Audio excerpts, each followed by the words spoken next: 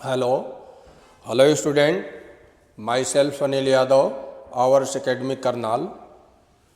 आज बेटा जो है कि एक चैप्टर हम लोग देखेंगे +2 का जो है फर्स्ट चैप्टर,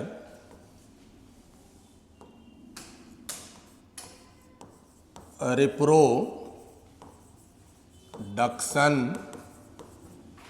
इन फ्लावरिंग प्लांट। तो सबसे पहले तो बेटा ये बात करेंगे कि ये रिप्रोडक्शन है क्या, व्हाट इज रिप्रोडक्शन। तो बिल्कुल नेम से ही क्लियर है कि इसमें देखना दो वर्ड जो है कि एक तो है री मतलब होता है पुनः, और दूसरा है प्रोडक्शन। तो दैट मीन्स सिंपली डिफाइन आप करोगे, reproduction is biological process by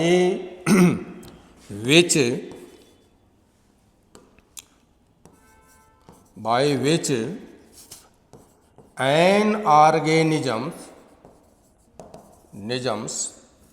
produce their own like progeny। That means कहने का मतलब ये है कि रिप्रोडक्शन लिविंग ऑर्गेनिजम्स में एक ऐसा प्रोसेस है, एक ऐसी जो है कि लाइफ प्रोसेस के अंदर ही इंक्लूड होगा ये, जिसमें कोई भी लिविंग ऑर्गेनिजम्स अपने ही जैसी अपनी प्रोजेनी को रिप्रोड्यूस करेगा। उस प्रोसेस को आप कहोगे रिप्रोडक्शन। बट देखना +1 के चैप्टर से जब हम लोग डिफाइनिंग प्रॉपर्टीज पढ़ते हैं, defining properties of living things, तो वहाँ रिप्रोडक्शन भी मेंशन किया जाता है, बट वहाँ रिप्रोडक्शन को हम लोग जो है डिफाइनिंग प्रॉपर्टीज में इंक्लूड नहीं करते हैं।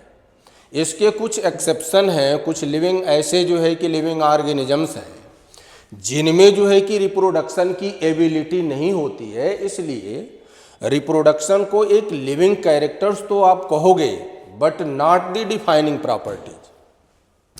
तो एक्चुअल में रियल में देखना रिप्रोडक्शन की बेसिकली अगर बात करते हैं हम लोग, तो रिप्रोडक्शन लिविंग ऑर्गेनिजम्स में 2 टाइप से हो सकता है। एक तो एसेक्सुअल और दूसरा होगा सेक्सुअल।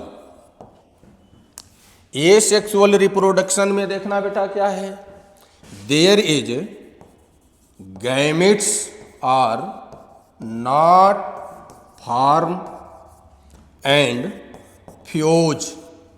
एसेक्सुअली जो रिप्रोडक्शन होगा उसमें गैमेट्स का, मेल और फीमेल जो गैमेट्स बनते हैं, उन गैमेट्स का न तो फॉर्मेशन होगा और न ही फ्यूजन होगा। दूसरी बात जो है कि देखना प्रोजेनी यूनी पेरेंटल, जो प्रोजेनी जो है कि प्रोड्यूस होगा वो यूनी पेरेंटल होगा। दैट मीन्स एक ही पेरेंट्स अपनी प्रोजेनी को प्रोड्यूस करेगा। और सिंपल सी बात है कि जब यहाँ गैमेट्स नहीं बने तो यहाँ गैमेट्स जब नहीं बनेंगे तो मियासिस से ही गैमेट बनते हैं, और मियासिस हुए नहीं, माइटोसिस से गैमेट बना होगा। तो माइटोसिस में आप ये जानते हो क्रॉसिंग ओवर होगा नहीं, तो जब क्रॉसिंग ओवर नहीं होगा तो इस प्रोजेनी में कोई वेरिएशन नहीं होगा। देखना genetic variation not occurs in progeny. इस प्रोजेनी में अब जेनेटिक वेरिएशन भी नहीं होगा। सेकेंड बात देखना सेक्सुअल रिप्रोडक्शन में बेटा there is gametes are form and fuse.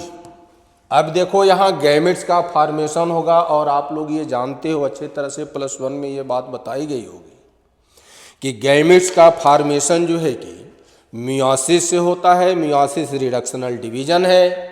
और मियोसिस का मेन डिस्टिंक्शन फीचर जो है वो है क्रॉसिंग ओवर। तो जब गैमेट्स बने हुए होंगे तो वहाँ होमोजाइगस जो क्रोमोजोम्स थे उनमें उनकी पेयरिंग हुई होगी, और पेयरिंग होने के बाद जो है कि उनमें क्रॉसिंग ओवर हुआ होगा। तो सिंपल सी बात है कि जब गैमेट फ्यूज होंगे और क्रॉसिंग ओवर की वजह से डीएनए का कंटेंट्स चेंज हो गया होगा तो प्रोजीनी में वेरिएशन आ जाएगा। और there is progeny is biparental, यहाँ प्रोजीनी जो होगा वो बाई पेरेंटल होगा। Progeny biparental genetic variation occurs in progeny. अब देखना बेटा, यहाँ एक क्वेश्चन फ्रेम होता है कि जो लिविंग ऑर्गेनिज्म या जो इंडिविजुअल्स बना एसेक्सुअल रिप्रोडक्शन से या सेक्सुअल रिप्रोडक्शन से, तो ये क्वेश्चन जो है कि पहले पूछा जाता था जब एसेक्सुअल रिप्रोडक्शन भी आपके सिलेबस में था फर्स्ट चैप्टर, अब वो जो है कि सिलेबस में नहीं है, कि विच इंडिविजुअल्स सेक्सुअली और asexually produce organisms better adapted in environment. Better adaptation के लिए सेक्सुअल रिप्रोडक्शन से जो ऑर्गेनिज्म प्रोड्यूस हुआ वो है या एसेक्सुअल से। तो बिल्कुल यहाँ से आप देख रहे हो क्लियर कट इंफॉर्मेशन है बेटा कि एसेक्सुअल जब रिप्रोडक्शन होगा तो उनमें कोई जेनेटिक वेरिएशन नहीं हुआ, और जब जेनेटिक वेरिएशन नहीं होगा तो नए कैरेक्टर्स जो है कि उस इंडिविजुअल में इवॉल्व नहीं होंगे। तो कैरेक्टर्स जो है कि जनरेशन टू जनरेशन सिमिलर चलते रहेंगे, और अगर कोई इन्वायरमेंटल चेंजिंग होती है तो परहैप्स जो है कि ये इंडिविजुअल या एसेक्सुअली जो प्रोड्यूस ऑर्गेनिज्म है वो इन्वायरमेंट के अकॉर्डिंग अपने को एडाप्ट न कर पाए, बट सेक्सुअली रिप्रोडक्शन से जो ऑर्गेनिज्म प्रोड्यूस हुआ उनमें जेनेटिक वेरिएशन हुआ है, और जेनेटिक वेरिएशन हुआ है तो यहाँ रिकम्बिनेशन की वजह से, क्रॉसिंग ओवर की वजह से जो वेरिएशन आया, और ये वेरिएशन जो है कि बेटर मोड प्रोवाइड करेगा एडाप्टेशन के लिए इन चेंजिंग इन्वायरमेंट। तो बिल्कुल क्लियरली आप कह दोगे, बिल्कुल क्लियर कट बात है यहाँ कि due to genetic variation that organism which are produce sexually better adapted in environment compare the asexually reproduction. तो कहने का मतलब यह है कि इन्वायरमेंट में जो कंडीशंस बदलेंगे जिससे जो है कि सेक्सुअल रिप्रोड्यूसिंग ऑर्गेनिज्म जो है वो तो जो है कि उसके चांस है बेटर सर्वाइव के कंपेयर दी एसेक्सुअल रिप्रोडक्शन के। तो एसेक्सुअल रिप्रोडक्शन को हम लोग को नहीं पढ़ना है, सिलेबस हमारा स्टार्ट होगा सेक्सुअल रिप्रोडक्शन से। तो डेफिनेशन अभी मैं ऊपर लिखा था सेक्सुअल रिप्रोडक्शन का। अब देखना फ्लावरिंग प्लांट की बात कर रहे हैं हम लोग, तो +1 के मॉर्फोलॉजी में भी आप लोगों को मैं बतलाया था फ्लावरिंग प्लांट में जो है कि फ्लावर रिप्रोडक्टिव ऑर्गन्स होता है। तो इसको लिख लेते हैं, flowers are reproductive unit in flowering plant. थोड़ी सी एक बात और समझ लो, यहाँ flower is modified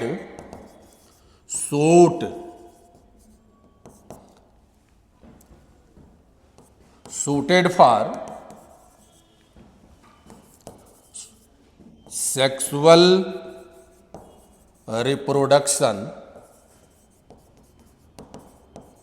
in flowering plant।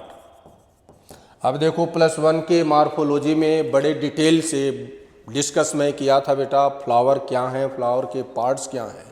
यहाँ थोड़े से मैं हिंट आपको दे रहा हूँ एक टिपिकल फ्लावर की बात करते हो तो इस पे जो अभी कहे हो कि ये फ्लावर जो है सूट है, रिप्रोडक्टिव सूट, तो सूट में लीफ और स्टेम बोथ इंक्लूड है। तो अब जो है कि जो लीफ होंगी वो मॉडिफाइड हो गई हैं और उनको आप फ्लोरल लिव्स बोलते हो। तो यहां लिख दोगे floral leaves arrange in whorl on receptacle, या इसको आप बोल देते हो थैलेमस। एक टिपिकल फ्लावर का मैं फिगर बना रहा हूं, देख लेना आप।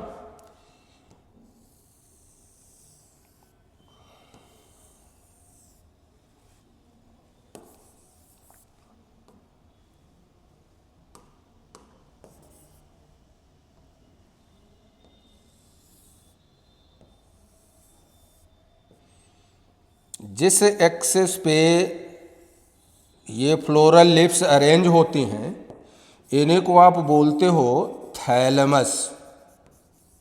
और इसी पे जो है कि 4 टाइप्स की, अगर फ्लावर कंप्लीट है तो 4 टाइप्स की जो फ्लोरल लिप्स हैं इनमें हॉर्ल में अरेंज हैं, नेमली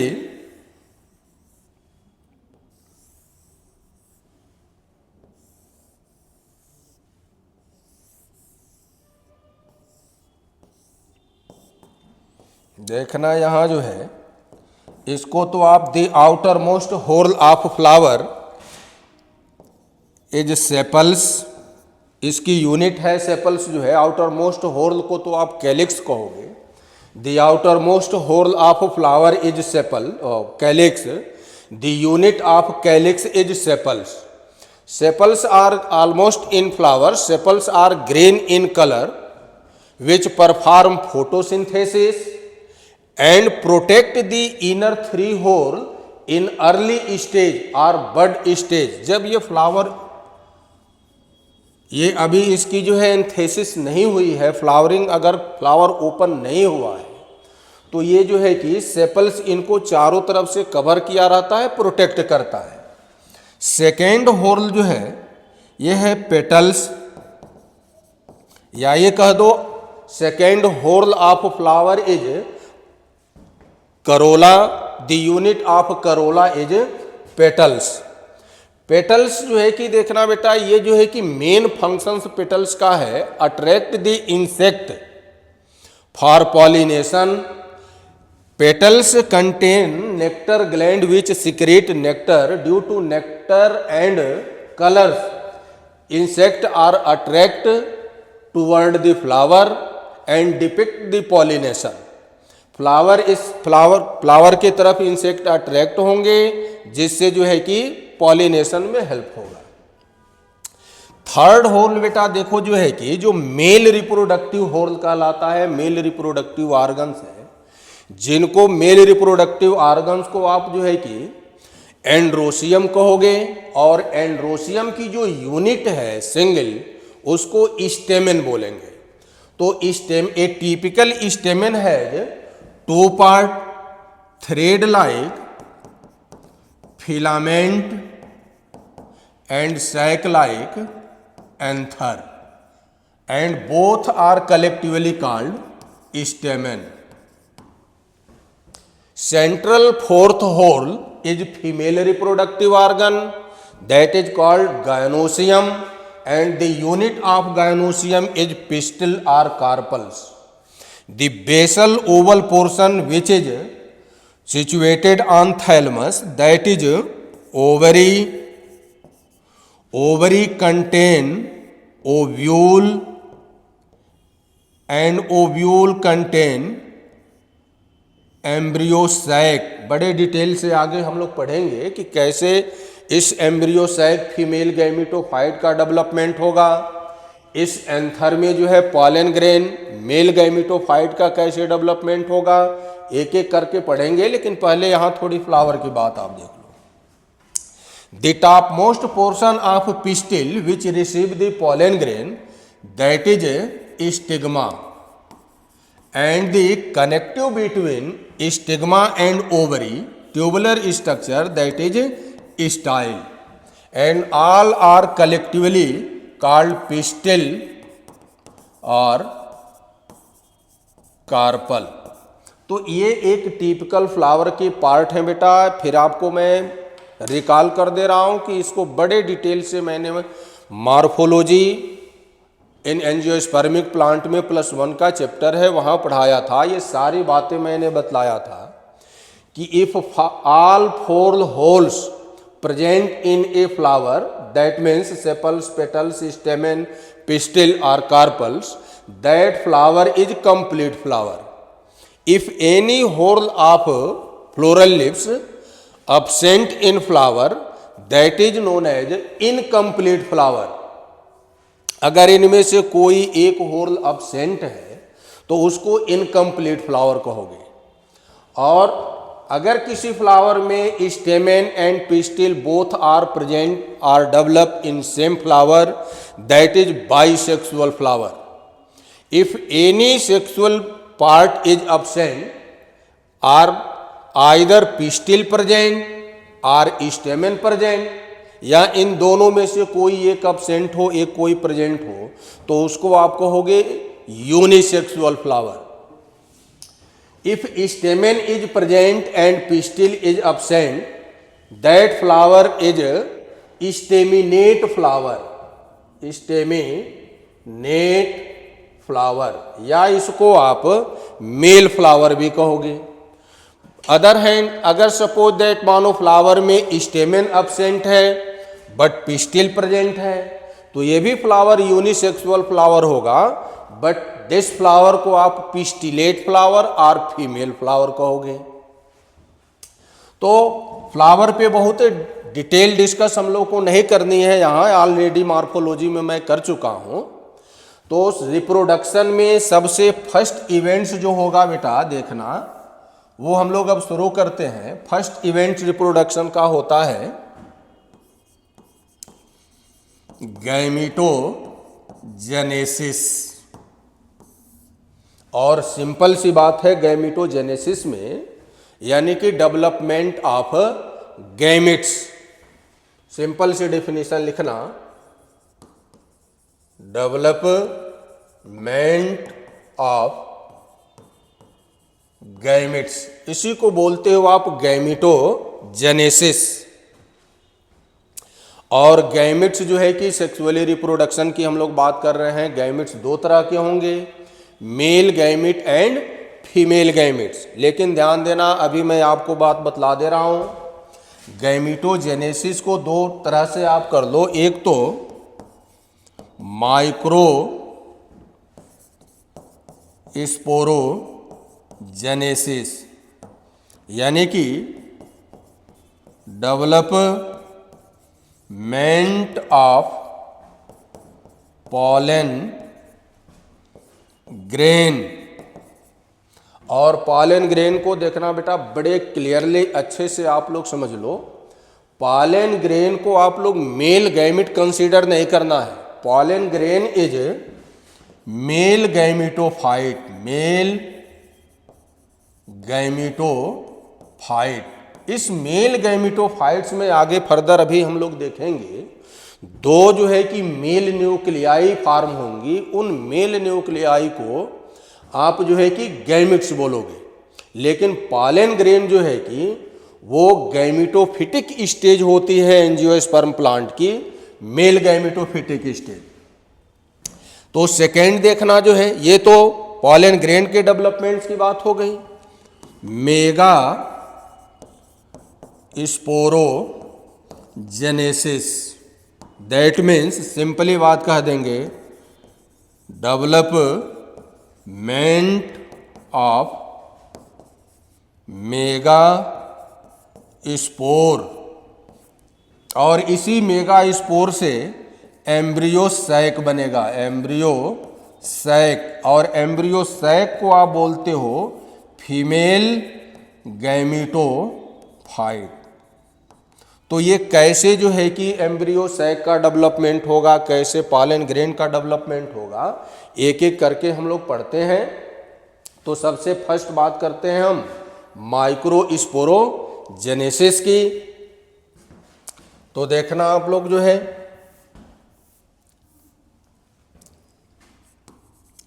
माइक्रो स्पोरोजेनेसिस यानी कि डेवलपमेंट ऑफ माइक्रोस्पोर और पॉलन ग्रेन।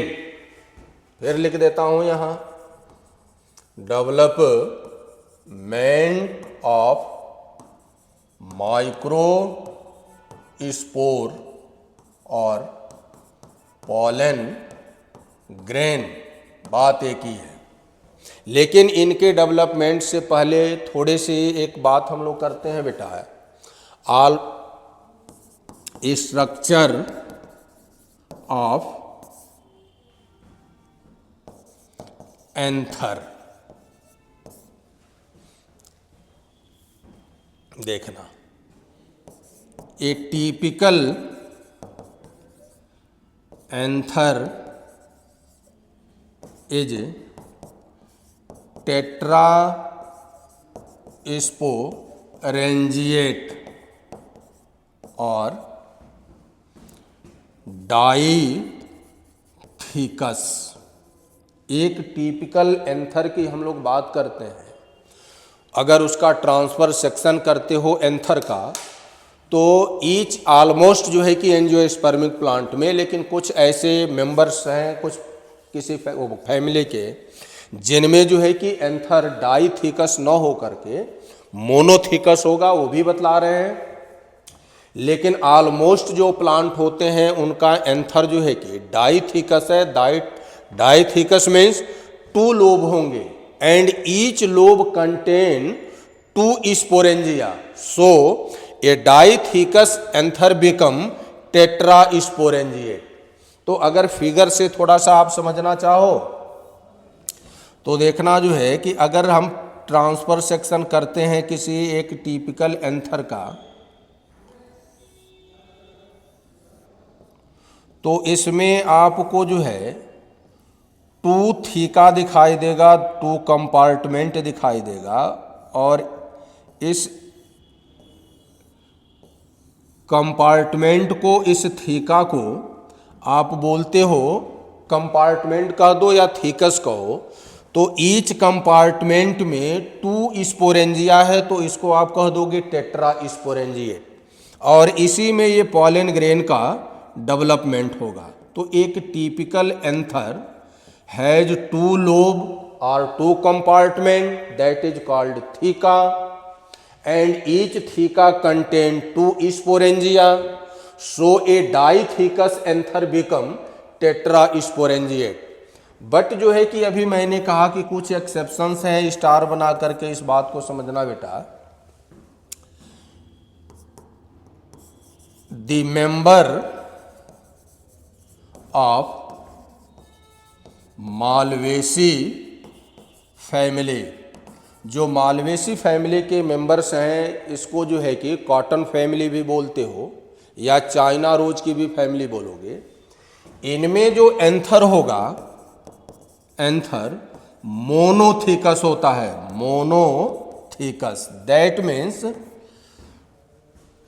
एक थीका होगी, यानी एक कंपार्टमेंट होगा। और अभी थोड़े देर पहले मैंने बतलाया कि each theca contain 2 sporangiate, so this anther become by sporangiate.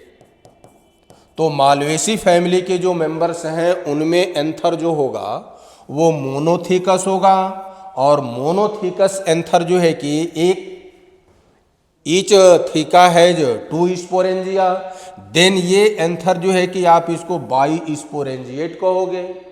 But almost जो है कि जो प्लांट हम लोग पढ़ेंगे उनमें जो है कि टेट्रा स्पोरेंजिएट ही एंथर है, डाइथिकस है। अब देखना जो है, अगर जो है डेवलपमेंट की हम लोग बात करते हैं, डेवलपमेंट कैसे जो है कि इस स्पोरेंजिया में पॉलन ग्रेन बनेंगे, इसके बाद जो है कि करते हैं। तो एक टिपिकल एंथर का अगर सेक्शन आप करते हो, थोड़े अच्छे से बात को समझना आप लोग।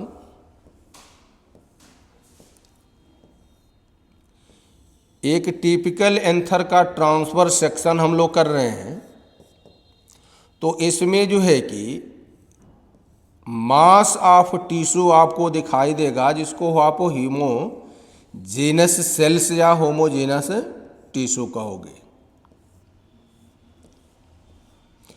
इनकी कवरिंग तो एपिडर्मिस की होगी, लेकिन इनिशियल बिल्कुल यंग एंथर है, इसमें कोई कंपार्टमेंट, कोई स्पोरेंजिया या कोई थिकस दिखाई नहीं देगा।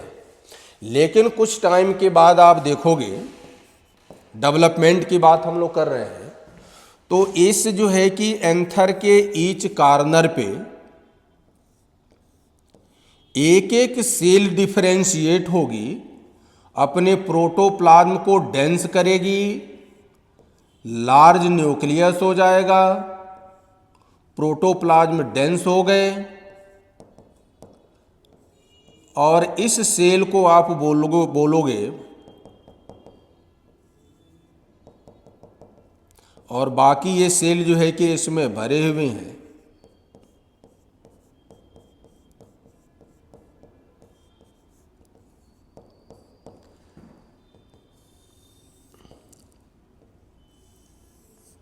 इस सेल को आप बोलोगे आर्की स्पोरियल सेल। ध्यान से बात को समझना है, डेवलपमेंट पढ़ रहे हैं हम लोग, डेवलपमेंट ऑफ पॉलन ग्रेन, कैसे पॉलन ग्रेन बना। अभी बिल्कुल यंग एंथर है और उसी समय आपने इसका सेक्शन कर दिया, तो इसमें कोई कंपार्टमेंट, कोई स्पोरेंजिया नहीं है, ये मास ऑफ टिश्यू से भरा हुआ है। जब ये डेवलपमेंट होगा, ग्रो करेगा, तो इस एंथर में ईच कॉर्नर पे एक एक सेल जो है कि due to storage of food कह लो, ये डिफरेंशिएट हो जाएगी नेबरिंग सेल से, और इनका प्रोटोप्लाज्म डेंस हो जाएगा, न्यूक्लियस इनलार्ज हो जाएगा, मेटाबॉलिकली हाईली एक्टिव हो जाएगी ये सेल। इस सेल को बोल रहे हो आर्की स्पोरियल सेल। अब ये देखना बेटा जो है कि फर्दर ये आर्की स्पोरियल सेल डिवाइड करेगी, एंटीकेनल डिवीजन होगा।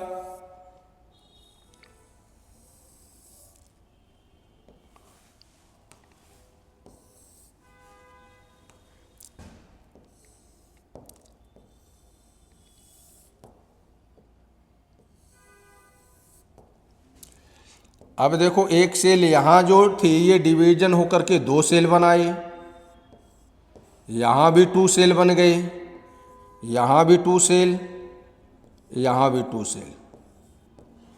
अब देखना, थोड़े से फिगर को अच्छे से समझना। ये जो आर्की स्पोरियल सेल थी, जो आउटर वाली अब सेल है, इसको आप कहोगे पैरिएटल सेल।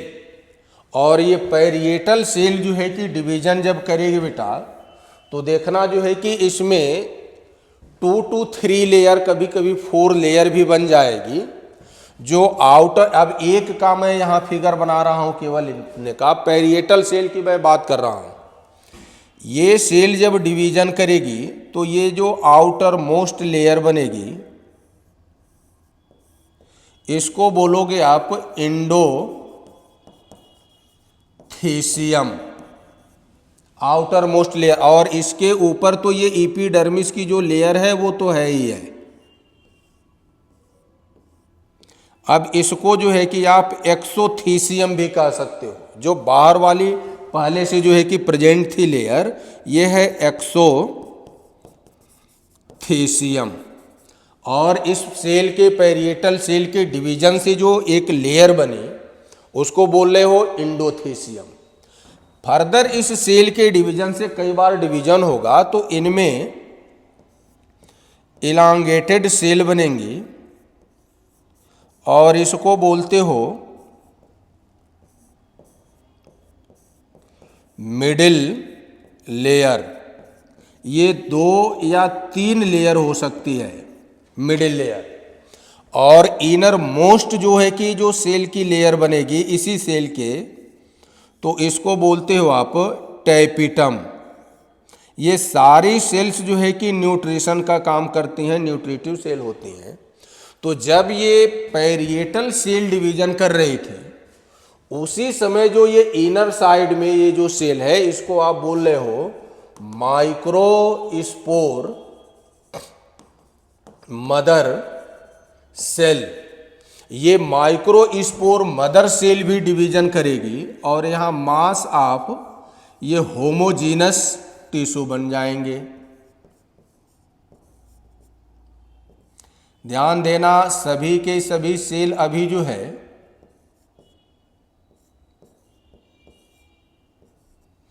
ये 2n कंडीशन में है। और अब देखना जो है ये टैपिटम की जो लेयर है और मिडिल लेयर, ये दोनों लेयर जो है कि जब ये होमोजीनस टिश्यू मियोसिस करेंगे तो इनमें जो है कि इनको फूड की सप्लाई के लिए अब ये टैपिटम और मिडिल लेयर की सेल जो है कि ये डिजॉल्व हो जाएंगी और डिजॉल्व हो करके इन टिश्यू को न्यूट्रिशन देंगे। तो जब न्यूट्रिशन देंगी तो अब ये केवल एंडोथीसियम की लेयर बच गई और ये बीच में जो चैम्बर हो गया ये बच गया। और इसी में ये सेल जो है कि अब एक मदर सेल से ये 4 जो है कि डॉटर सेल बनी और इन्हीं को आप कहोगे आप माइक्रो स्पोर। लेकिन ध्यान देना, थोड़ी टेक्निकल बात है। ये जो एंडोथीसियम की लेयर है, एंडोथीसियम की लेयर जो है कि इस पे सेलुलोजिक ओरिएंटेशन होता है, फाइबर ओरिएंटेड होते हैं, इसलिए एंडोथीसियम को कहीं कहीं जो है कि कुछ ऑथर सेलुलोजिक लेयर भी लिखे होंगे या सेलुलोजिक फाइबर ओरिएंटेशन भी इस पे होता है।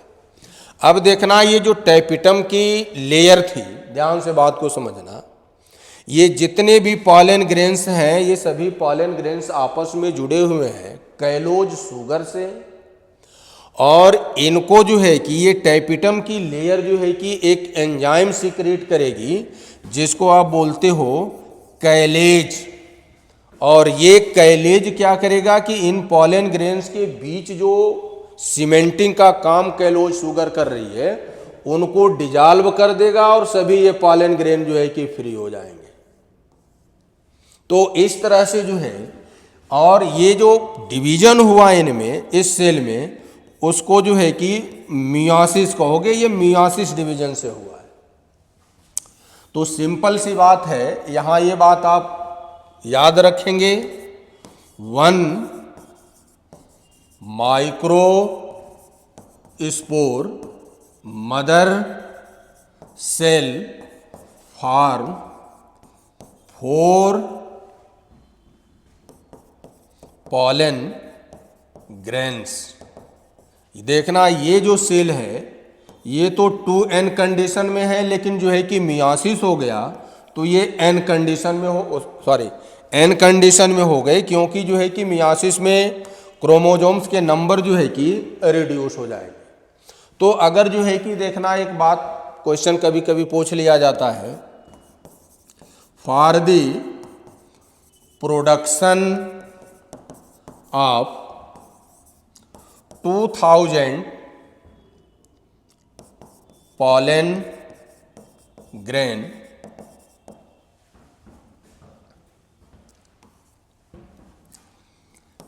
the requirement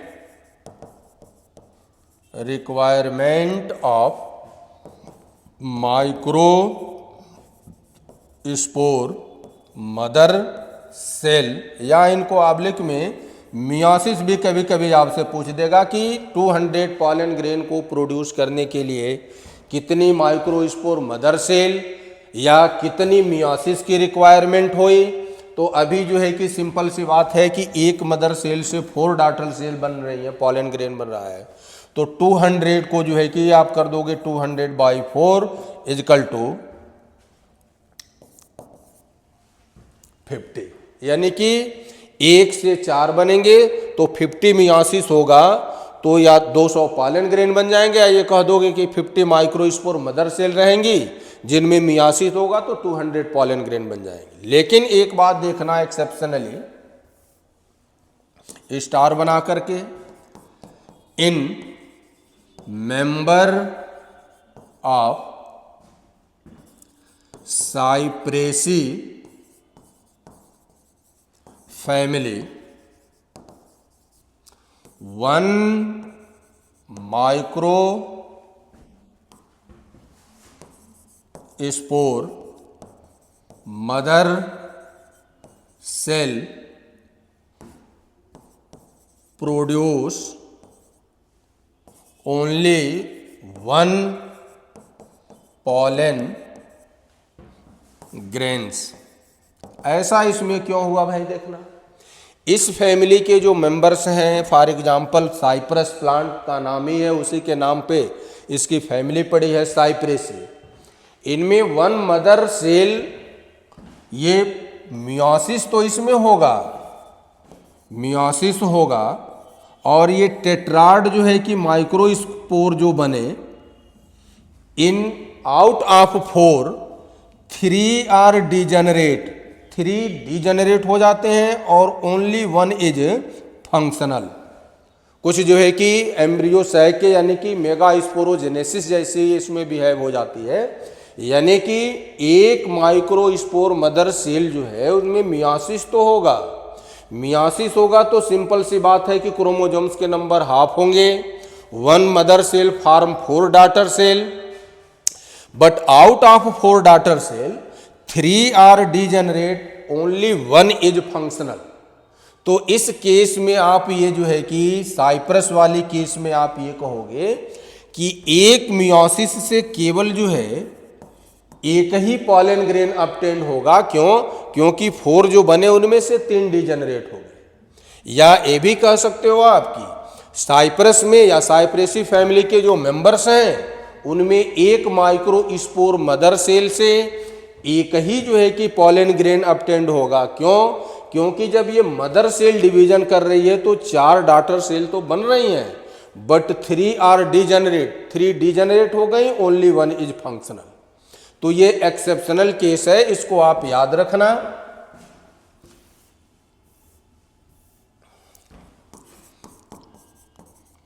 structure of pollen grain. एक टिपिकल पॉलन ग्रेन की बात करते हैं बेटा, तो देखना, बिफोर द पॉलिनेशन, अभी जब ये डेवलप हो रहा था तभी इसमें जो न्यूक्लियस था जो है कि, अब ध्यान देना ये हैप्लॉइड हो गया है, इसमें जो न्यूक्लियस था, न्यूक्लियस जो है अनइक्वली डिवाइड हुआ, और अनइक्वली जब डिवाइड हुआ तो एक न्यूक्लियाई तो बड़ी बनी लेकिन दूसरी न्यूक्लियाई छोटी बनी, और इनमें प्रोटोप्लाज्म का भी जो है डिस्ट्रीब्यूशन हो जाता है थिन डिस्ट्रीब्यूशन से। अब इनको आप 2 सेल कंसीडर करने लगते हो। तो ये जो छोटी न्यूक्लियाई वाली सेल है इसको तो आप जर्म सेल कह दोगे, या इस न्यूक्लियाई को जर्म न्यूक्लियाई कह देंगे, या जनरेटिव न्यूक्लियाई भी कहोगे। जबकि जो लार्ज न्यूक्लियाई होती है इसको आप ट्यूब न्यूक्लियाई और वेजिटेटिव न्यूक्लियाई। एक्चुअल में देखना, थोड़ी सी जो बात मैं बतलाना चाह रहा हूं ध्यान से समझना बेटा, इस पॉलन ग्रेन की जो रियल वॉल आप देख रहे हो, ये रियल वॉल जो है इंटाइन है, और ये इंटाइन जो है सेलुलोजिक होती है, दैट मीन्स सेलुलोज की बनी होती है, और पॉलन ग्रेन की यही रियल वॉल है। और अब यहां ध्यान देना, जो अभी मैंने कहा कि जब इसका डेवलपमेंट हो रहा था तो जो टैपिटम की लेयर थी, टैपिटम की लेयर्स में कुछ अमीबॉयडल सेल थे। वो अमीबॉयडल सेल्स जो है एक स्पेसिफिक प्रोटीन्स की वेसिकल्स सिक्रेट करती हैं, जिनको उस वेसिकल्स को आप बोलते हो यूबिस्क बॉडी। ध्यान देना, छोटे छोटे ड्रॉपलेट्स बूंद जैसे स्ट्रक्चर रिलीज होंगे टैपिटम की सेल से, और उस बॉडी को, उस वेसिकल्स को आप कह रहे हो यूबिस्क बॉडी। और इस यूबिस्क बॉडी में एक प्रोटीन है जो उसी से जो है कि रिलीज हुई है, टेपिटम से ही, लेकिन वेसिकल्स के फॉर्म में रिलीज हुई, उसको बोलते उस प्रोटीन को स्पोरोपोलेनिन। और ये प्रोटीन की लेयर जो है, यानी ये कह दोगे यूबिस्क बॉडी, इसके ऊपर आकर के डिपोजिट होती रहती है। लेकिन ध्यान देना, इनका जो ये डिपोजिशन है बेटा, ये यूनिफॉर्म नहीं होता है। कहीं कहीं इनमें गैप हो जाता है। तो जो आउटर जो ये यूबिस्क बॉडी या स्पोरोपोलेनिन से जो इनकी डिपोजिशन हुई, तो इसको तो बोल देते हो आप एक्साइन। और एक्साइन बनी हुई है किससे? स्पोरोपोलेनिन से।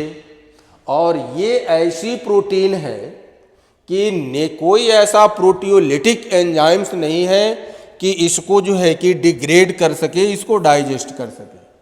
सो अगर पॉलन ग्रेन की हम लोग बात करें, अगर ये फॉसिल्स के फॉर्म में पॉलन ग्रेन्स अगर कहीं अपटेंड होता है या प्रिजर्व करते हो, या कितने दिनों के बाद सॉइल में ये पड़ा रहता है, तो ये इंटरनल जो स्ट्रक्चर है, जो सेलुलोजिक है, ये तो डिकम्पोज हो सकती है, या जो प्रोटोप्लाज्म है ये खत्म हो सकते हैं। लेकिन इसकी एक्साइन जो है ये डिकम्पोज नहीं होगी। ये क्यों? क्योंकि इसको ब्रेक डाउन करने के लिए अभी कोई जो है कि एंजाइम्स जो है कि नोन नहीं है। तो ये एज यही कारण है कि पॉलन ग्रेन्स जो है कि प्री हिस्टोरिकल टाइम से इनके फॉसिल्स मिलते हैं। क्यों? क्योंकि due to presence of exine इनका डिग्रेडेशन नहीं हो पाता है। तो ये पॉलन ग्रेन की एक टिपिकल पॉलन ग्रेन की स्ट्रक्चर थी। ऑलमोस्ट जो है पॉलन ग्रेन इस 2 सेल्ड की स्टेज में जो है ये एंथर से रिलीज होंगे। बट जो है कुछ प्लांट होते हैं जिनमें ये 3 सेल्ड में स्टेज रिलीज होंगे। एक चीज और देखना बेटा, ये जो अभी मैंने कहा कि जो एक्साइन है यूनिफॉर्म में डिपोजिशन नहीं हुआ है, इसमें बीच बीच में कहीं कहीं गैप रह गया, इसी को बोलते हो आप जर्म पोर। जर्म पोर, ध्यान देने की बात है। इसमें एक बात और आती है, जर्म पोर और जर्म फ्यूरो। जनरली जो है कि अगर ये पोर जो है कि राउंडेड है और नंबर में 3 है, तब तो उसको बोलते हो आप जर्म पोर। ऑलमोस्ट डाइकॉट्स के जो प्लांट्स हैं उनमें जर्म पोर का फॉर्मेशन होता है। कब कहेंगे जर्म पोर? जब ये फ्यूरो जो बने हैं ये राउंडेड हों, नंबर में ये 3 हों। लेकिन अगर यही पोर जो है इलांगेटेड हों और नंबर में ये 1 हों या 2 हों, तो उनको आप बोलते हो जर्म फ्यूरो। Germ furrow. और ये ऐसे फ्यूरो बनते हैं मोनोकाट्स में। तो जनरली आप ये कह दोगे, टर्म तो जो है कि केवल नेम अलग अलग कर देते हैं, काम तो दोनों का एक ही है। मोनोकाट्स में जर्म फ्यूरो और डाइकॉट्स में जर्म पोर। जब इसका पॉलिनेशन हो जाएगा, स्टिग्मा पे पॉलन ग्रेन ट्रांसफर होगा, तो वहाँ जब जर्मिनेशन होगा जो है कि पॉलन ग्रेन का, तो इसी जर्म पोर और जर्म फ्यूरो के थ्रू होगा। और ये बात जब पॉलिनेशन हम लोग पढ़ेंगे तो वहाँ बात करेंगे। हाँ, एक चीज़ और देखना, अभी मैंने कहा कि नियर अबाउट 60% जो है प्लांट्स हैं उनमें जो है कि ये 2 सेल्ड स्टेज में रिलीज होता है। बट कुछ प्लांट्स हैं जिनमें ये जर्म न्यूक्लियाई फर्दर जो है 2 न्यूक्लियाई में डिवाइड हो जाती है। और अब इस न्यूक्लियाई को बोलते हो आप मेल गैमेट। ये 2 मेल गैमेट बनेंगे एक में। और अब आगे चल करके ये तो मान लो ये जर्म प्यूरो या एक्साइन की बात कर देते हैं, ये ट्यूब न्यूक्लियाई है, इसी के जर्मिनेशन से पॉलन ट्यूब होगी, ये अलग जो है कि प्रोसेस हो जाएगा। तो नेक्स्ट बेटा टॉपिक हम लोगों का होगा मेगा स्पोरोजेनेसिस। ये बात जो है कि नेक्स्ट डे पे करते हैं। Thank you. कोई डाउट होगा आप जो है कि मैसेज कर देना जो है कि। थैंक यू बेटा।